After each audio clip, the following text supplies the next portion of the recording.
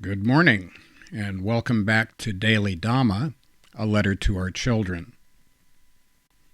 Today is February 7th, and our reading is The End of Suffering. Malunkyaputta, Master, it hurts when I move my arm like this. The Buddha, stop moving your arm like that. Buddhism is a very practical philosophy. If attachment is the problem, the solution is non-attachment. Stop doing that. This is the third noble truth. Our suffering ceases when we let go and stop craving, clinging, and clamoring for things. The primary tools in this effort are meditation and the Eightfold Path. We meditate to calm our mind and tame our heart. The fourth noble truth is that the way to non-attachment is the Eightfold Path, which we follow to gain wisdom, enhance moral behavior, and develop mental discipline.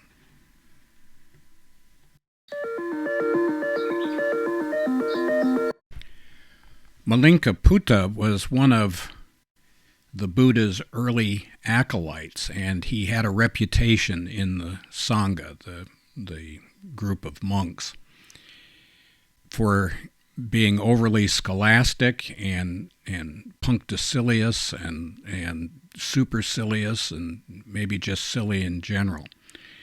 He was an overeducated shithead, I guess you might say, and his primary sin was extreme unctuousness. He was always very polite, but he was kind of off the beam a bit. Anyway, he's probably not a bad guy, and we use him as a foil throughout this book, which is not fair to him, I'm sure, but what does he know?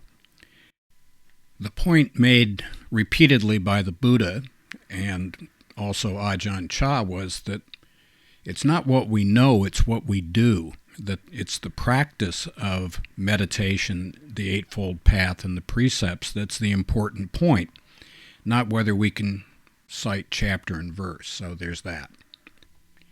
Anyway, our suffering ceases when we let go of all of these outside things, or these things that are running around inside our head. They are all impermanent, unsatisfactory, and not the self. And the way that we let go of that is through the practice of meditation and by following the Eightfold Path and the precepts. On a more practical basis, and I got this from somebody a little while ago, who we won't mention because we don't want to get him in trouble, but when we have automatic negative thoughts, ANTS, we have to treat them like regular ants. Get a big rubber shoe and mush them. As soon as our brain starts cranking up the juju, we need to put an end to it right quick. It's not the fifth time I growl at my wife that's the problem. It's the first unkind thought that I have. And that applies to everything else in the world as well. We're not psychologists, nor have we played one on TV, but we have found that cognitive behavioral therapy has some stuff to offer on this too. We always have a choice to reframe whatever it is that's going on. What's the good part about this? If we're only looking for the downside, we're surely going to find it. If we're looking for positive things, then we can find that too. And so when we're faced with situations, one of the things we can do that would help us right away is to not be negative. I know that sounds facile, but have you tried it? Maybe we should try that. See if that works. Maybe. Happy trails to you until we meet again.